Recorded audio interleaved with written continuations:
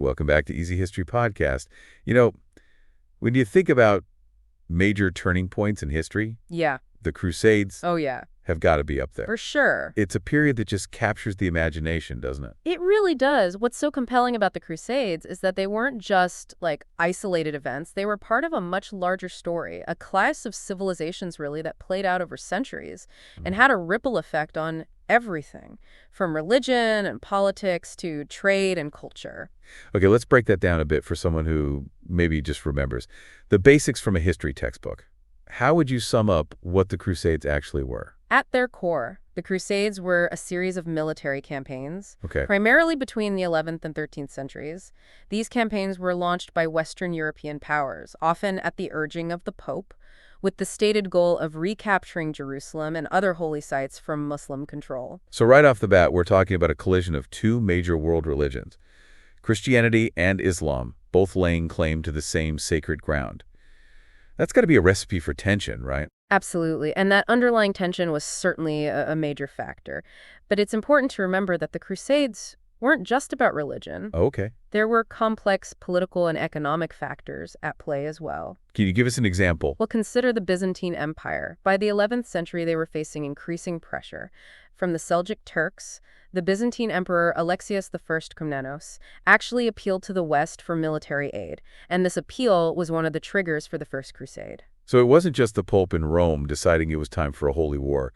There was a real geopolitical situation unfolding in the East that helped set the stage for the Crusades. Exactly. Pope Urban II, who launched the call for the First Crusade, saw an opportunity not just to aid fellow Christians in the East, but also to potentially reunite the Eastern and Western branches of the Church, which had been divided for centuries. Right. And of course, there was the allure of Jerusalem itself, a city sacred to Christians, Jews, and Muslims. Speaking of Pope Urban II, he's famous for his fiery speeches, calling for the liberation of Jerusalem. What was it about his message that resonated so strongly with people? Imagine, you're a peasant in medieval Europe. Okay. Life is hard, your world is small, and then you hear this charismatic leader, the Pope himself, promising you forgiveness of your sins and a guaranteed place in heaven if you fight for God's cause. Wow. That's a pretty powerful motivator. It's almost like a get-out-of-jail-free card, spiritually speaking. In a way, yes. And for many, the Crusades offered a chance for adventure, for glory, for a chance to escape the drudgery of everyday life. There were even potential worldly rewards. Like what? Riches, land titles. It's no wonder that people flocked to join the cause. So the First Crusade gets underway, this motley crew of knights, peasants and religious zealots, sets off for the Holy Land. What happens next? Well, the First Crusade, against all odds, was surprisingly successful. Really? The Crusaders captured Nicaea in 1097, Antioch in 1098, and finally in 1099 they achieved their ultimate goal, the capture of Jerusalem.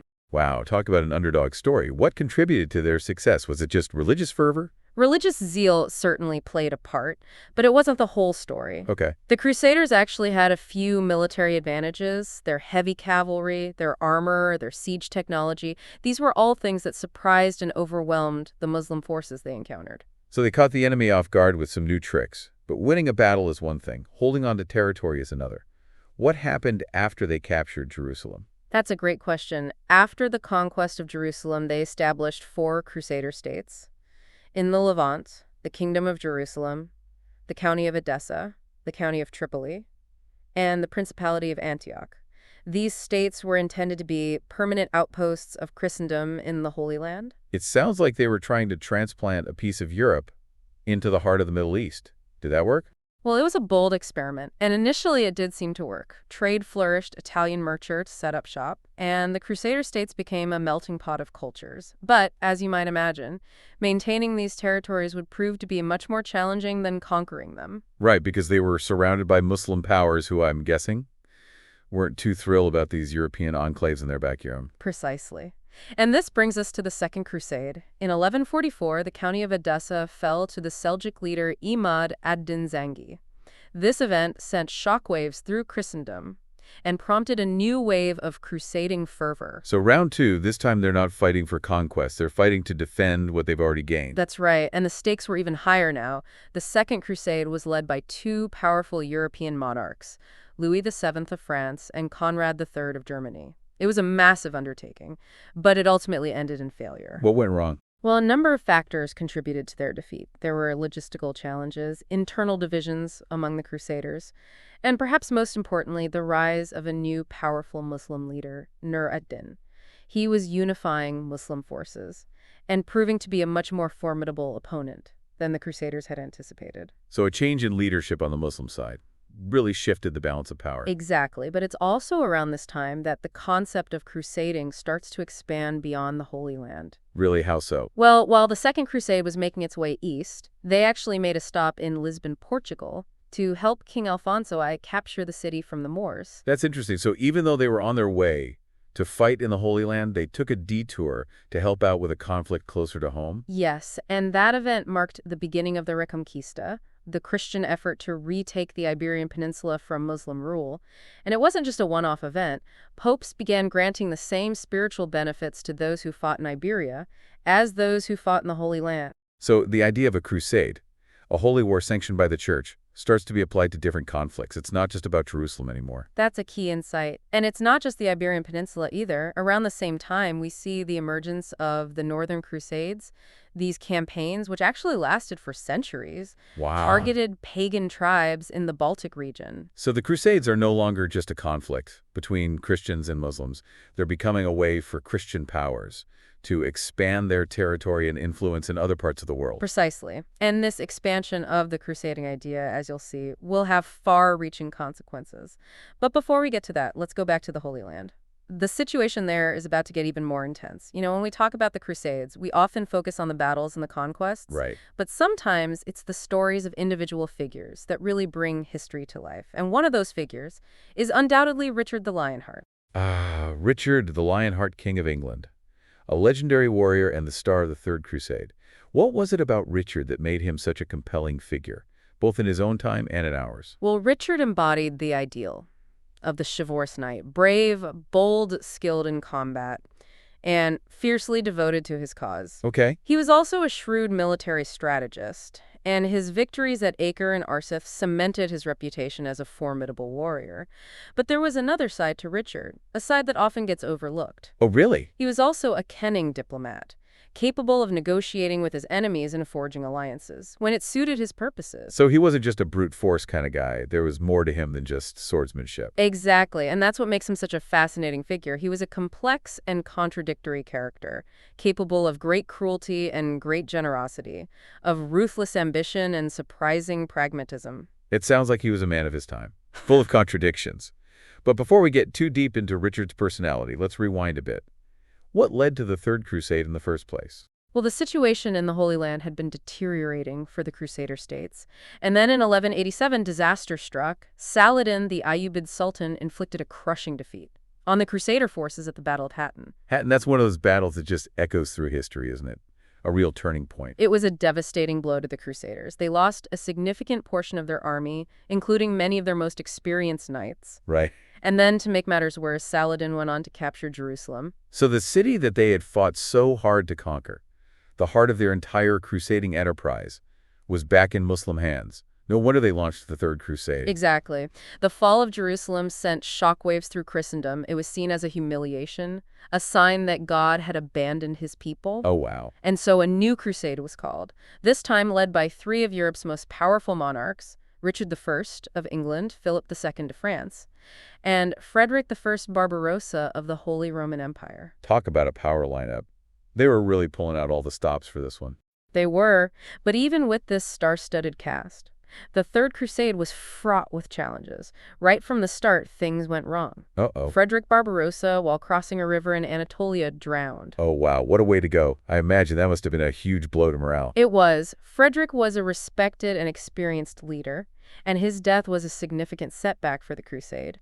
But Richard the Lionheart pressed on, and he achieved some impressive victories. Like the capture of Acre, a strategically important port city. Okay. And then there was the Battle of Arsuf, where Richard's forces decisively defeated Saladin's army. So some bright spots amidst the setbacks.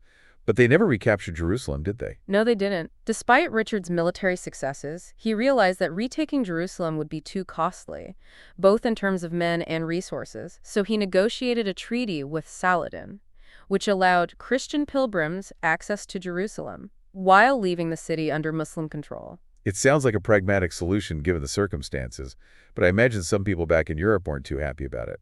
You're right, some saw it as a compromise, a betrayal even. Oh, wow. They had expected Richard to deliver Jerusalem, not to negotiate with the enemy, Right. but Richard, being a shrewd politician, knew that this was the best deal he could get. So the Third Crusade, despite all its drama and legendary figures, ultimately ended in a kind of stalemate. What happens next in this saga? Well, the next chapter takes a rather unexpected and controversial turn. Oh. It involves political intrigue, Byzantine power struggles, and a decision that would have profound consequences for the future of both East and West. Okay, now you've really got my attention. This is where things get interesting. Let's dive into the Fourth Crusade. Okay, the Fourth Crusade, this is the one that ends up sacking Constantinople, right? A Christian city. It is. It seems like a massive departure from the original goal of liberating the Holy Land. It is, and it's a story that really highlights how the Crusades could be derailed by a combination of factors: political ambition, economic greed, and long-standing tensions between East and West. So how did it all go so wrong? Take us through it. Well, the Fourth Crusade from the start was plagued by financial problems. The Crusaders had contracted with Venice to transport them to the Holy Land, Okay. but they couldn't come up with the money they'd promised. So they were basically stranded in Venice, indebted to a powerful and ambitious city. That sounds like a recipe for trouble. It was the Venetians, led by the Doge Enrico Dandolo, saw an opportunity to leverage the situation to their advantage. Oh boy. They persuaded the Crusaders to attack the Hungarian port of Zara, a Christian city that was a rival to Venice. Wait, so they attacked a Christian city on their way to liberate the Holy Land. That seems counterproductive, to say the least. It was a controversial move, to say at least. The Pope was furious and excommunicated both the Crusaders and the Venetians for their actions, but the die was cast. The Crusaders, having already compromised their mission, were now even more beholden to the Venetians. It's like they were on a slippery slope, and with each bad decision, they slid further and further away from their original goal. That's a great way to put it. And then things get even more complicated. Enter Alexius Angelos, a Byzantine prince whose father, the Emperor Isaac II, had been deposed and blinded by his own brother. Okay, so now we've got Byzantine palace intrigue thrown into the mix. Exactly. Alexius made the Crusaders a tempting offer. Okay. If they helped him restore his father to the throne, he would provide them with a huge sum of money, troops to support their crusade, and even help heal the rift between the Eastern and Western churches. So the Crusaders, already excommunicated, deeply in debt, and probably tempted by the promise of wealth and a unified Christendom, decided to get involved in a Byzantine power struggle. What could possibly go wrong? Well, you can probably guess. The Crusaders laid siege to Constantinople, and in 1204, they succeeded in placing Alexius and his father back on the throne, but their victory was short-lived. I have a bad feeling about this. The Byzantine people resented the Crusader presence, and a popular uprising erupted, leading to the overthrow and death of Alexios and his father. The Crusaders, feeling betrayed and still owed their promised payment, decided to take matters into their own hands. Oh no, here comes the sack of Constantinople. In a moment of unbridled fury and greed, the Crusaders turned on the city they had just liberated. They unleashed a 3-day rampage of looting, killing, and destruction, one of the most horrific events in medieval history. It's hard to even imagine the scale of the carnage. They were supposed to be fighting for Christendom, and they ended up destroying one of its most important cities. It was a devastating blow to the Byzantine Empire, one from which it never fully recovered. Wow. The Fourth Crusade, intended to strengthen Christendom, ended up weakening it, deepening the rift between East and West, and ultimately paving the way for the rise of the Ottoman Turks centuries later. It's almost Shakespearean in its tragedy. Talk about unintended consequences. It really is, and it's a stark reminder that good intentions, without careful consideration and moral grounding, can easily lead to disastrous outcomes. So the Fourth Crusade, a complete disaster. Did they ever try to actually go to the Holy Land after that? There were later crusades, yes, but the sack of Constantinople cast a long shadow over them. It's like the Crusades lost their way, their moral compass. They became more about political maneuvering and personal gain than about liberating the Holy Land. So what happened to those later Crusades? Did any of them achieve their goals? Some had moments of success, but they were ultimately unable to reestablish a lasting Christian presence in the Holy Land. The Mamluks, a powerful Muslim dynasty, rose to prominence and systematically pushed back against the Crusaders, eventually capturing the last Crusader stronghold, Acre, in 1291. So after all that bloodshed, all that sacrifice, the Crusades ultimately failed to achieve their primary objective. That's right, but their impact went far beyond the battlefield. The Crusades left an indelible mark on the course of history, shaping the political, economic, and cultural landscape of both Europe and the Middle East for centuries to come. It's amazing to think about the ripple effect of these events, even centuries later. Speaking of which, what were some of the most significant long-term consequences of the Crusades? Well, for one, the Crusades contributed to the rise of powerful Italian city-states like Venice, Genoa, and Pisa. They grew wealthy by transporting crusaders and controlling trade routes in the Mediterranean. So they were the ones who really profited from all this, even if the Crusades themselves were ultimately unsuccessful. In a way, yes, and that economic power would later translate into cultural influence. These Italian cities would become centers of art learning and trade, helping to usher in the Renaissance. Wow, so the Crusades indirectly helped spark the Renaissance. That's not something you'd typically think about. It's a fascinating connection, isn't it? And there are other long-term consequences as well. The Crusades helped to solidify a sense of European identity, a sense of a shared Christian culture that stood in contrast to the Islamic world. But that sense of identity, I imagine, could also be a double-edged sword. It could lead to greater unity, but also to greater intolerance and suspicion towards those who are different. You're right, and that's something we've seen throughout history, even today. The idea of us versus them can be a powerful motivator, but it can also be a dangerous one. It's a reminder that even events that happened centuries ago can still have relevance to our lives today.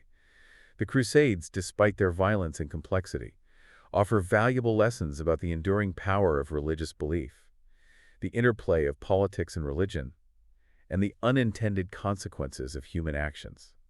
It's been an eye-opening deep dive. Thank you for guiding us through this complex and fascinating period of history. It's been my pleasure. And it's a reminder that history is never truly in the past. It shapes who we are and how we see the world. And if you can say, Dor,